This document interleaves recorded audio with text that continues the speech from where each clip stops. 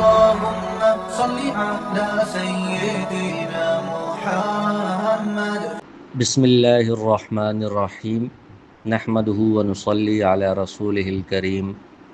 ولما رأى المشركون أن هذه المطالب التي يعرضونها لا تقبل منهم. اس سے پہلے یہ بات بیان ہوئی تھی کہ مشرکین نے ہر طرح سے کوشش کی ہے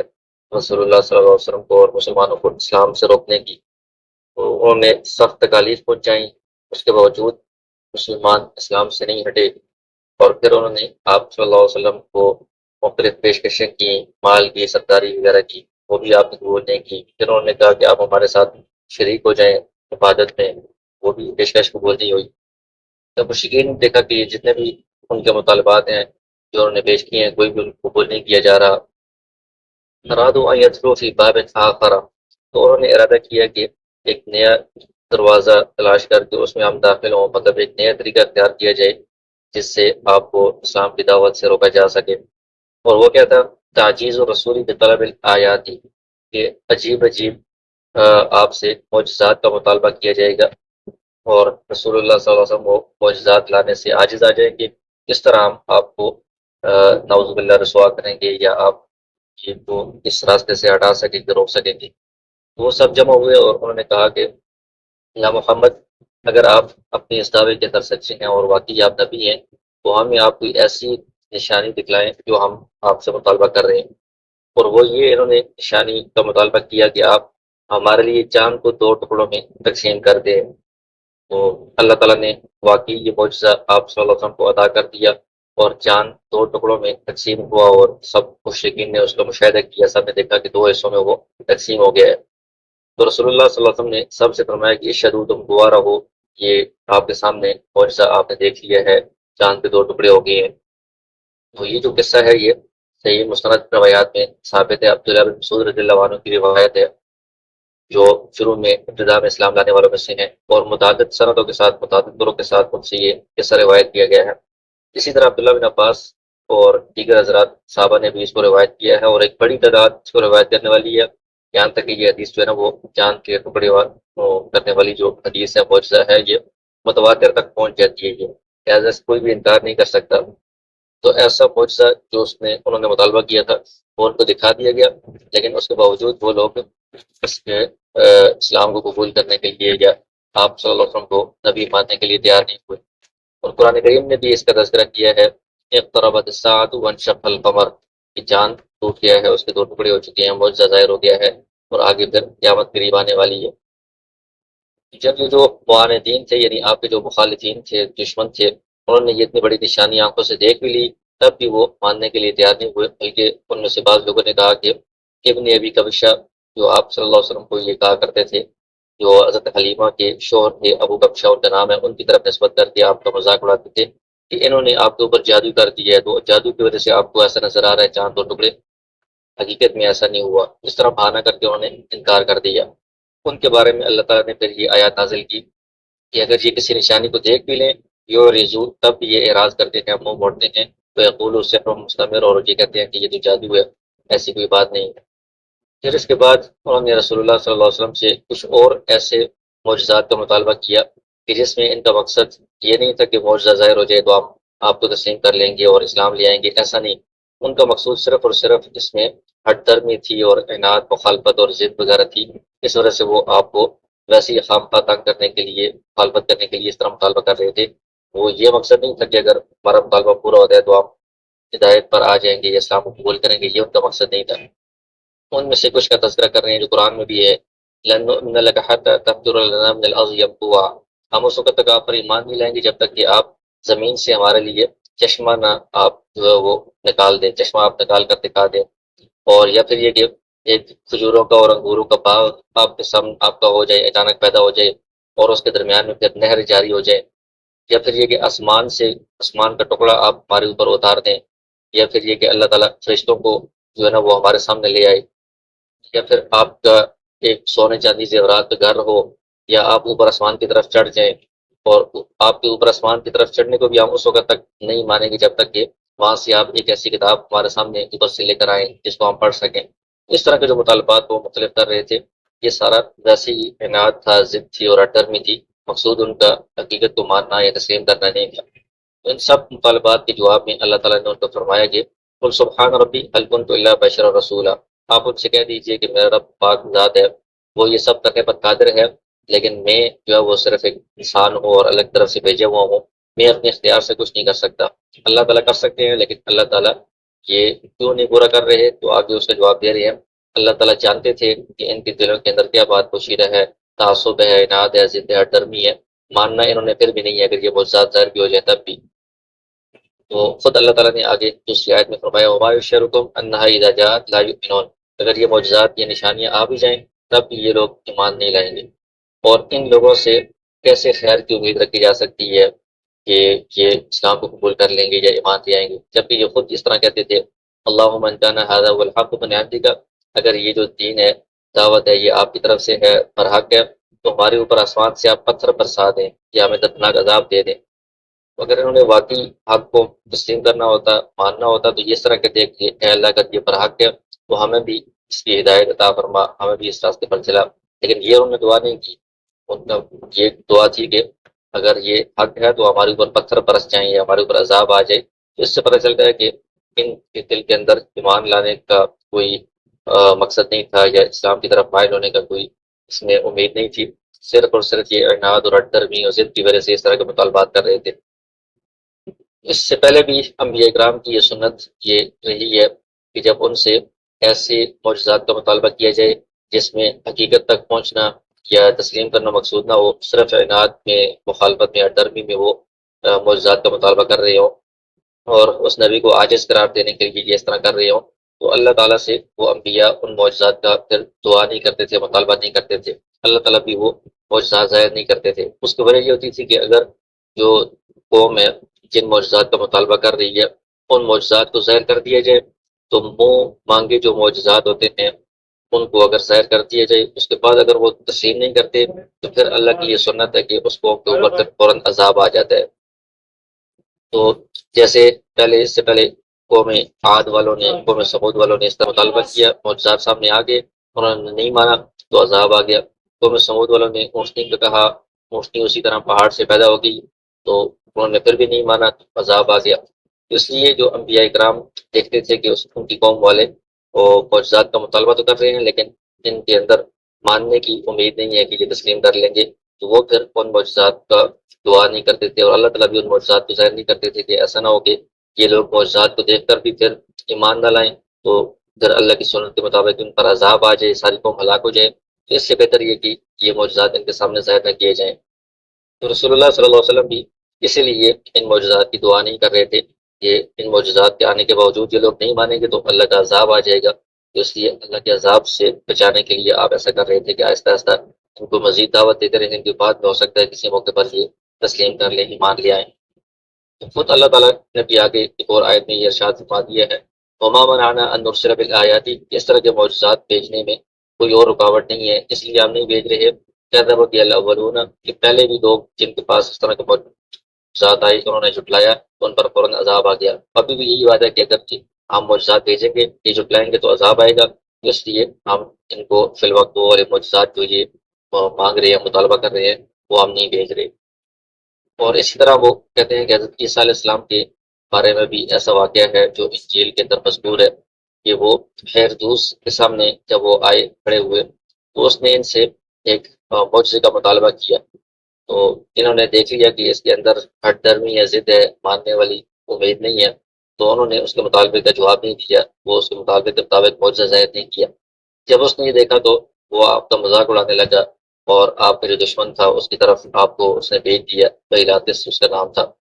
حالانکہ پہلے وہ خود کہہ رہا تھا کہ جن کے ساتھ میری ملاقات ہو جائے اور ان کے ساتھ مجھے ملنے کی یا ان کے اوپر ایمان لانے کی مجھے توقع ہے، لیکن اس کے باوجود جو ہے نا معجزہ اس کو نہیں دکھایا گیا تو وہ نہیں مانا اور سے وہ مذاق اڑانے لگا۔ یہ جو واقعہ ہے یہ انجیل کے اندر یہ جو 23 نمبر اس کا حصہ ہے اس کے اندر مذکور ہے۔ بہرحال یہ انبیاء کرام کے جو معجزات ہیں اس کے اندر بھی اللہ تعالیٰ کی کچھ سنتیں ہیں، اس کے مطابق پھر ان معجزات کو ظاہر کیا جاتا ہے۔ تو آپ صلی اللہ علیہ وسلم نے بہت سارے معجزات دکھائے بھی ہیں، جیسے یہ چاند کے 2 ٹکڑے والا ہے، اور قرآن کریم کا آنا، یہ بھی جس کی مثل لانے پر کوئی بھی قادر نہیں ہے، اور بہت سارے معجزات تھے، درختوں کا، پتھروں کا آپ کو سلام کرنا، وہ سب مشرکین دیکھتے رہے ہیں لیکن وہ نہیں مان رہے تھے، اس لیے ان کے منہ مانگے جو معجزات ہیں وہ نہیں دکھائے گئے، تو پھر ایسا نہ ہو کہ عذاب آ جائے اور ساری قوم ہلاک ہو جائے۔ لہٰذا یہاں تک یہ بات آپ کے سامنے آ گئی ہے۔ وَلَمَّا رَأَى الْمُشْرِكُونَ ضُعَفَهُمْ عَنْ مُقَاوَمَةِ الْمُسْلِمِينَ بِالْبُرْهَانِ، جب مشرکین نے دیکھ لیا کہ ہر طرح سے دلیل کے ذریعے سے یا کسی بھی حجت کے ذریعے سے وہ مسلمانوں کا مقابلہ کرنے سے عاجز آ گئے ہیں، کسی طرح بھی وہ مسلمانوں کو اپنے راستے سے نہیں ہٹا سک رہے ہیں، تو انہوں نے قوت کی طرف آگے وہ منتقل ہو گئے اور طاقت کو استعمال کرنا شروع کر دیا۔ جیسے ابراہیم علیہ السلام کی جو قوم تھی، وہ جب کوئی جواب نہیں دے سکی، کہ جب انہوں نے کہا کہ یہ جو بت ہیں، جب یہ اپنی حفاظت نہیں کر سکتے، ان کو کسی نے اعضاء ان کے کاٹ دیے ہیں کلاڑے سے، تو یہ تمہیں کیا فائدہ نقصان پہنچ جائیں گے، تو وہ اس کو کوئی جواب نہیں دے سکے دلیل کی بنیاد پر، تو وہ طاقت کے استعمال کرنے پر آ گئے۔ انہوں نے کہا حرقوہ وانصروا آلیہتکم، کہ ابراہیم علیہ السلام کو جلا دو، آگ میں ڈال دو، اپنے معبودوں کی نصرت کرو۔ اسی طرح یہ جو مشرکین تھے یہ بھی اسی طرح طاقت کو استعمال کرنے میں آ گئے۔ فازدادوا بالاذى على كل من اسلم، جو بھی اسلام لے آیا تھا اس کے اوپر انہوں نے تکالیف کو اور زیادہ اس میں اضافہ کر دیا، اور یہ امید تھی کہ ان کو ہم رسول اللہ صلی اللہ علیہ وسلم کی اتباع کرنے سے ہٹا دیں گے، روک دیں گے، اور کوئی بھی انہوں نے راستہ اس میں دیکھا تو اس کے اندر داخل ہو کے ہر راستہ استعمال کر کے مسلمانوں کو تکالیف پہنچانے اور دین سے دور کرنے کی کوشش کی۔ جب یہ آپ صلی اللہ علیہ وسلم نے دیکھا کہ وہ ہر طرح سے مسلمانوں کو تنگ کر رہے ہیں، تکالیف کی انتہا ہو گئی ہے، تو آپ نے اپنے صحابہ سے فرمایا کہ زمین کے اندر ابھی کہ آپ پھیل جاؤ، بعد میں اللہ تعالیٰ تم سب کو غلبہ دے کر ایک جگہ جمع کر دیں گے۔ تو لوگوں نے، صحابہ کرام نے آپ سے پوچھا کہ رخ کے بارے میں کہ کس طرف ہم جائیں، تو آپ صلی اللہ علیہ وسلم نے حبشہ کی طرف اشارہ کیا، اور وجہ یہ تھی کہ وہاں پر جو بادشاہ تھا اس وقت نجاشی، اس کے بارے میں آپ کو یہ بات پہنچی تھی کہ وہ انصاف والا بندہ ہے، اور اس کے موجودگی میں وہاں پر کوئی مسلمانوں پر ظلم نہیں ہوگا، کوئی کو تنگ نہیں کر سکے گا۔ اس علاقے کی طرف آپ نے کو حبشہ کی طرف ہجرت کرنے کی ترغیب دی۔ ہجرت الحبشۃ الاولی، تو حبشہ کی طرف دو ہجرتیں ہوئی ہیں، تو پہلی ہجرت کا یہ یہاں پر واقعہ بیان کر رہے ہیں، اس کی تفصیل بیان کر رہے ہیں۔ تو جب تکالیف جو مشرکین کی طرف سے پہنچائی جا رہی تھی وہ آج سے زیادہ بڑھ گئی، آپ صلی اللہ علیہ وسلم کی طرف ہجرت کرنے کا مسلمانوں کو اشارہ دے دیا، تو کچھ لوگ اپنے گھروں اور مال وغیرہ سب کچھ چھوڑ کر حبشہ کی طرف ہجرت کرنے کے لیے تیار ہو گئے، اور مقصد یہ تھا کہ دین اپنے دین کو محفوظ رکھ سکیں، دین پر وہ پرامن طریقے سے عمل کر سکیں، اور یہی اسلام کا حکم بھی ہے، شریعت کا حکم بھی ہے کہ جب ایک جگہ پر مسلمان رہ رہے ہوں، وہاں پر ان کے لیے اپنے دین پر عمل کرنا مشکل ہو رہا ہو یا اپنے ایمان کو بچانا مشکل ہو رہا ہو، تو ان کے لیے شریعت کی طرف سے حکم یہ ہے کہ وہ اللہ کی زمین بہت وسیع ہے، ہجرت کر کے کسی اور علاقے میں چلے جائیں جہاں پر وہ اپنے ایمان کو محفوظ رکھ سکیں اور اپنے دین پر صحیح طرح عمل کر سکیں۔ تو یہ جو پہلی ہجرت میں مکہ سے حبشہ کی طرف حضرات گئے ہیں، اس میں 10 مرد تھے اور 5 خواتین تھیں، 15 افراد کی ہجرت کر کے گئے ہیں۔ ان کے نام یہاں پر بتائے ہیں: عثمان بن عفان رضی اللہ عنہ، اور ان کی جو زوجہ تھیں آپ صلی اللہ علیہ وسلم کی صاحبزادی حضرت رقیہ رضی اللہ عنہا، ابو سلمہ اور ان کی زوجہ ام سلمہ، اور ان کے بھائی تھے ابو صبرہ اور بھائی کی جو زوجہ ہیں ام کلثوم، عامر بن ربیعہ اور ان کی زوجہ لیلہ، ابو حذیفہ اور ان کی زوجہ سہلہ، عبد الرحمن بن عوف رضی اللہ عنہ، عثمان بن مظعون رضی اللہ عنہ، مصعب بن عمیر، سہل بن البیضاء، زبیر بن عوام رضی اللہ عنہ۔ ان میں سے اکثریت ایسے تھے جو قریش کی قوم میں سے تھے، قریش کے قبیلے میں سے تھے، اور جو ابن ہشام سیرت کی ایک بڑے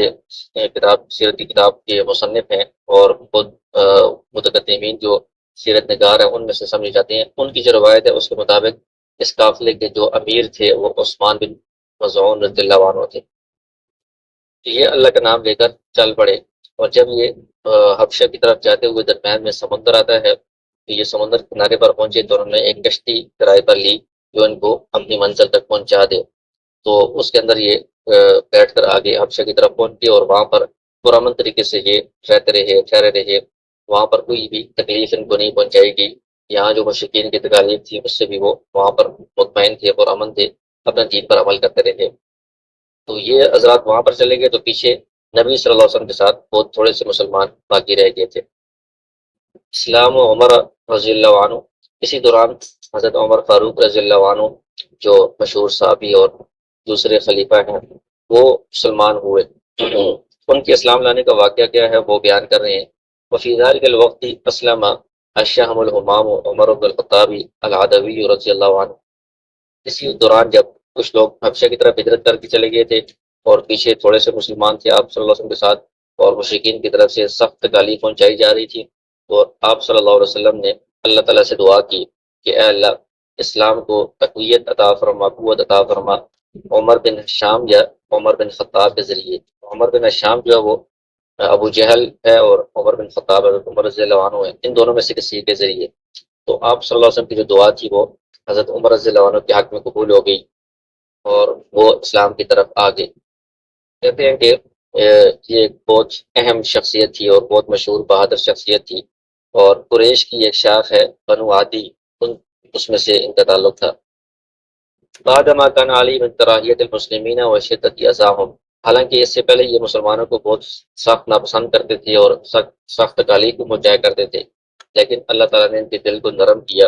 اور یہ اسلام کی طرف آ گئی۔ اور اس کا واقعہ آپ نے ویسے سنا ہوگا کہ ان کی بہن مسلمان ہو گئی تھی، تو ان کے گھر میں یہ دو بہن اور بہن وہی جو ہے وہ قرآن سیکھ رہے تھے،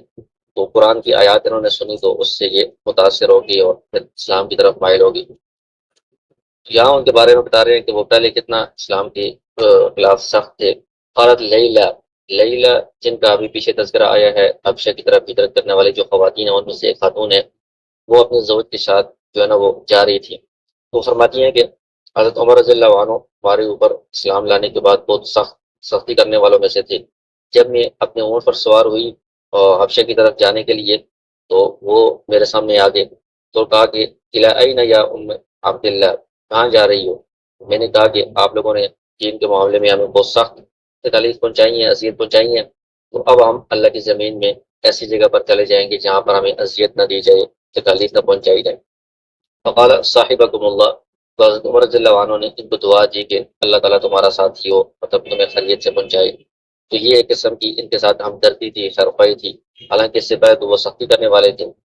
جب یہ جو لیلہ خاتون ہے، ان کے شوہر عامر ان کے پاس آئے، تو انہوں نے بتایا کہ حضرت عمر رضی اللہ عنہ بہت نرم ہو گئے تھے، انہوں نے مجھے دعا دی ہے اور کوئی سختی نہیں کی ہے، سخت بات نہیں کی۔ تو اس کا مطلب یہ ہے کہ یہ تھوڑا اسلام کے قریب ہو گئے ہیں اور ان کے اسلام کی امید پیدا ہو گئی ہے۔ فقالا، تو شوہر نے کہا کہ کیا آپ یہ امید رکھتی ہیں کہ یہ حضرت عمر رضی اللہ عنہ اسلام لے آئیں گے؟ واللہ لا یسلم حتی یسلم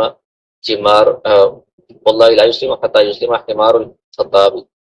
یہ تو اس وقت تک اسلام نہیں لا سکتے کہ خطاب جو ان کے والد کا نام ہے ان کا حمار اسلام لے آئے گا، لیکن یہ نہیں لائیں گے۔